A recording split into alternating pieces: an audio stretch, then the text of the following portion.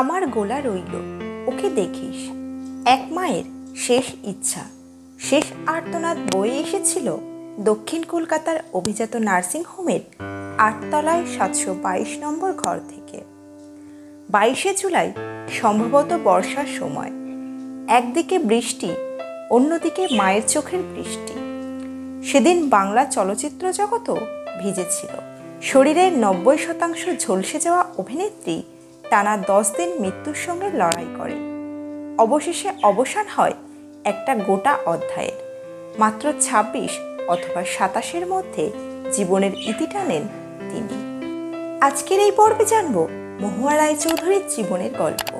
তো বন্ধুরা, আজকের পর্বটি শুরু করবার আগে একটাই অনুরোধ করব, অবশ্যই ভিডিওটি শেষ পর্যন্ত দেখবেন, আর চ্যানেলে নতুন হলে চ্যানেলটিকে সাবস্ক্রাইব করবেন। অনেকেই বলেন মহুয়ার মদ্যপানে আসক্তি ছিল। এমনকি তার বাবা নীলাঞ্জন রায়চৌধুরী মহুয়ার মৃত্যু তদন্তের সময় বলেছিলেন যে তার মেয়ে মদ্যপান করতে। এখানেই শেষ নয়, মহুয়ার প্রিয় বান্ধবী রত্না ঘোষালের কথা থেকেও উঠে আসে এমন কিছু তথ্য যা থেকে এটা স্পষ্ট যে মহুয়া দুর্ঘটনার দিন মদ্যপ ছিলেন এবং প্রায় সময় মদ্যপান করতেন। অভিনেত্রী রত্না ঘোষালের কথায় দমদমের বাড়িতে একবার গলায় দড়ি দিতে গিয়েছিল মহুয়া। এমনকি নাকি স্বামী তিলক চক্রবর্তীর সঙ্গে ঝগড়া করে একবার খুর দিয়ে হাত কেটে তার কাছে এসেছিলেন মহুয়া। মহুয়ার সহ অভিনেত্রী দেবশ্রী রায় যখন দাদার কীর্তি করছিলেন, তখন থেকেই মহুয়ার মধ্যে একটা চাপা কষ্ট তিনি অনুভব করতেন। পরবর্তীতে দেবশ্রী তা বলেওছেন। একদিকে প্রিয় বান্ধবী রত্না ঘোষালের দাবি মহুয়ার মধ্যে আত্মহত্যা করার প্রবণতা আছে এবং সেদিন ওটা নিছক আত্মহত্যা, কোনো খুন নয়। অন্যদিকে কিংবদন্তি অভিনেত্রী মাধবীর বিশ্বাস মহুয়ার পরিবারের মধ্যে ছিল গোপন শত্রু।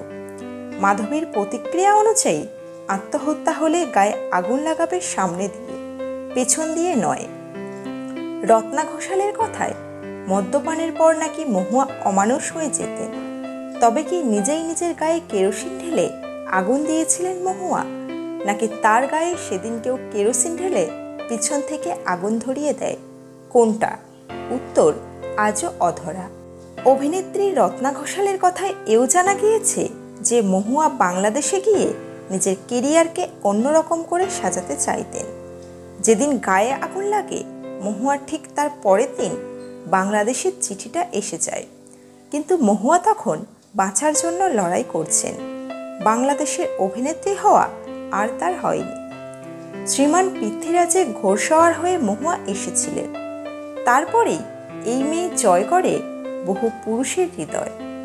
এক ঢাল কালো লম্বা চুল, পান পাতার মতো মুখ, পটল ছেঁড়া চোখ, সব মিলিয়ে অসামান্য সুন্দরী ছিলেন তিনি। ভালোবেসে খুব কম বয়সে বিয়ে করেন বাল্যবন্ধু তথা ব্যাংকে কর্মরত কিশোরকণ্ঠী তিলক চক্রবর্তীকে। বেপরোয়া প্রেম জমে ওঠে দুরন্ত অভিজ্ঞতায়।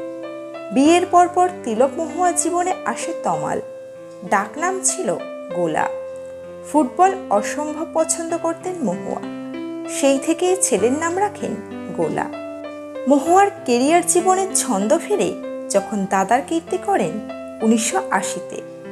এর আগেও বহু সিনেমা করেছিলেন, কিন্তু দাদার কীর্তি তাকে বিশেষ পরিচিতি দেয়। সহজ সরল মুখ বহু হৃদয় জয় করে নেয়। এরপরেও কিসের এত দুঃখ মহুয়ার? কেন মদ্যপান করতেন? কেন বেপরোয়া জীবন বেছে নিয়েছিলেন? যার স্বপ্ন ছিল বাংলাদেশের অভিনেত্রী হওয়ার, সে কি করে গায়ে আগুন দেয়? ছেলেকে ভালোবাসতেন মহুয়া, তাই তো মৃত্যুর সঙ্গে লড়াই চলাকালীন বান্ধবী রত্না ঘোষালকে বলেছিলেন, আমার গোলা রইল, ওকে দেখিস। দুর্ঘটনার দিন নাকি অভিনেত্রী মদ্যপ ছিলেন এবং মদ্যপ অবস্থায় ছেলের জন্য স্টোভে দুধ গরম করছিলেন। আপনারা হয়তো জানেন, এলপিজি গ্যাস সিলিন্ডার ১৯৬৫-তেই চলে আসে। সেই সময়ের পর থেকে কিছু সংখ্যক মানুষ গ্যাসের সিলিন্ডার নিয়ে নিয়েছেন। একজন অভিনেত্রী, তার বাড়িতে স্টোভ থাকলেও কি গ্যাসের কোনো সুবিধা ছিল না? সংশয় রয়ে গেল। বাড়িতে পরিচারিকা থাকা সত্ত্বেও তিনি কেন মদ্যপ অবস্থায় ছেলের জন্য দুধ গরম করতে গেলেন। পুলিশ তদন্ত করে জানিয়েছিলেন সেই সময় মহুয়ার বাড়ি থেকে একটি অক্ষত স্টোভ উদ্ধার করা হয়েছিল এবং তাতে সামান্য কেরোসিন তেল ছিল। তবে কি সেই স্টোভের কেরোসিন তার গায়ে কেউ ঢেলে দিয়েছিল? পুলিশের তদন্তে এও উঠে এসেছিল যে অভিনেত্রী মহুয়ার পিঠে এবং শরীরের আরও কয়েক জায়গায় কালশিটের দাগ পাওয়া যায়, যার সদুত্তর আজও মেলেনি। এমনকি মহুয়ার মুখের ডান দিকে একটা ক্ষতচিহ্নের দেখা মেলে, যার উত্তরে মহুয়ার বাবা বলেছিলেন যে কাপড়ের টুকরো আটকে যায় দুর্ঘটনার সময়। সেই টুকরো টেনে তুলতে গেলে মহুয়া ব্লেড দিয়ে কেটে নিতে বলে, আর তাতেই নাকি এই বিপত্তি। সেদিন মহুয়ার রান্নাঘর অক্ষত ছিল, অথচ তার শোবার ঘরের বিছানা বালিশ, তোশক সব পুড়ে গিয়েছিল। মহুয়ার স্বামী অক্ষত ছিলেন, শুধু পায়ে সামান্য চোট পেয়েছিলেন। অন্যদিকে মহুয়ার বাবার 3টি আঙুলের ডগায় সামান্য চোট ছিল। সেদিন পরিবারের তরফ থেকে কোনো এফআইআর করা হয়নি। রত্না ঘোষালের কাছে রাতে ফোন আসে মহুয়ার স্বামী তিলকের থেকে। যাই হোক, মহুয়ার অকালে চলে যাওয়ার পর এমন গুঞ্জন আসে যে এই তদন্ত চলার কিছুদিনের মধ্যে কোনো এক অজ্ঞাত কারণে তা বন্ধের নির্দেশ আসে। কাহিনীর এখানেই শেষ নয়। তিলক এবং নীলাঞ্জনের সাথে মহুয়ার একটি যৌথ ব্যাংক অ্যাকাউন্ট ছিল। সেই যৌথ ব্যাংক অ্যাকাউন্টগুলো মহুয়ার মৃত্যুর ঠিক 4 দিন আগেই বন্ধ করে দেওয়া হয়। তবে কি এটা সত্যিই আত্মহত্যা, নাকি খুন, নাকি একজন মদ্যপ মানুষকে পরোক্ষভাবে আত্মহত্যার দিকে ঠেলে দেওয়া? কোনটা সত্যি আর কোনটা মিথ্যে তা বুঝি মৃত্যুর ওপারে গিয়ে জানা সম্ভব নয়। ব্যক্তিগতভাবে মাধবী চক্রবর্তী জানান, মহুয়ার মৃত্যুর অনতিকাল পরে তার বাবা স্মরণসভা আয়োজন করবার প্রস্তাব নিয়ে তার কাছে আসেন। মৃত্যুর যথোচিত কারণ না জানা পর্যন্ত এ ধরনের কোনো সভায় তিনি অংশগ্রহণ করবেন না বলে প্রস্তাব ফিরিয়ে দেয়। 10 বছর পর প্রদেশ মহিলা কংগ্রেস আয়োজিত আন্তর্জাতিক নারী দিবস উপলক্ষে মাধবী চক্রবর্তী তার ভাষণে মহুয়া রায়চৌধুরীকে পুড়িয়ে মারার অভিযোগ তোলেন। রত্না ঘোষালের কথায় মৌয়ের মনটা ছিল বিরাট, কিন্তু গলায় স্তব্ধতা নেমে আসে।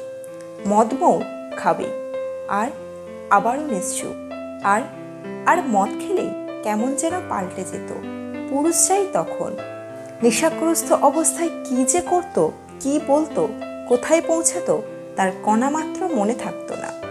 পরের দিন সকালবেলা ঘুম থেকে উঠে শিশুর মতো জিজ্ঞেস করত, সত্যি মাটু, আমি এরকম করেছি, কেন করলাম বলতো? সেই সরলতা আরোপিত নয়, কার সাধ্য তাকে অস্বীকার করে। মহুয়া রায়চৌধুরী মদ খেলেই পুরুষ চাইতেন, এই ভয়ানক কথার সূত্রপাত এখান থেকেই। পরবর্তীতে অবশ্য মহুয়া ঘনিষ্ঠ অনেকজন এবং তার ভক্তরা এটি নিয়ে প্রতিবাদও করেছিলেন, কারণ এই কথার কোনো সত্যতা কখনো প্রমাণিত হয়নি। অথচ আজও এই কথাটি মানুষের মুখে মুখে ফেরে। কিছু অসাধু মানুষ তাদের প্রয়োজনে এই কথাটিকে ব্যবহার করতেও পিছপা হয় না। মৃত্যুর এত বছর পরেও নিস্তার পেলেন না এই মিথ্যা কলঙ্কের হাত থেকে।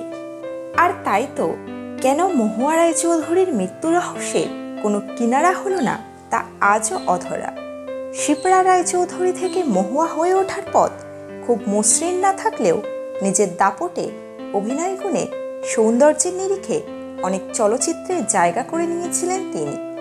মাত্র 27 বছর বয়সের মধ্যে চলে যান, তাও দিয়ে গিয়েছেন শ্রীমান পৃথ্বীরাজ, সাহেব, আদমি और औरत, অমৃতকুম্ভের সন্ধানে, কপালকুণ্ডলা, দাদার কীর্তি, সন্ধ্যা প্রদীপ, তিল থেকে তাল, অভিমান, সপ্তমুখী, আশীর্বাদের মতো বহু বাংলা সিনেমা। টলিউড হোক বা বলিউড, এরকম আকাঙ্ক্ষিত ঘটনা ঘটে আসছে বহুদিন ধরে। অনেক অভিনেতা অভিনেত্রী মৃত্যুর কোলে অজ্ঞাত কারণে আশ্রয় নিয়েছেন, যা আজও অধরা, অজানা থেকে যাচ্ছে। শুধু রয়ে যাচ্ছে কাহিনীর কাটাছেঁড়া আর প্রশ্ন। তো বন্ধুরা, আজকের পর্বটি এখানেই সমাপ্ত। দেখা হচ্ছে পরবর্তী পর্বে। ভিডিওটি ভালো লাগলে একটি লাইক করবেন। কোনো মতামত থাকলে কমেন্ট বক্সে কমেন্ট করে অবশ্যই জানাবেন। শেষ করবার আগে একটিই কথা, আপনারা সকলে ভালো থাকবেন, সুস্থ থাকবেন। ধন্যবাদ।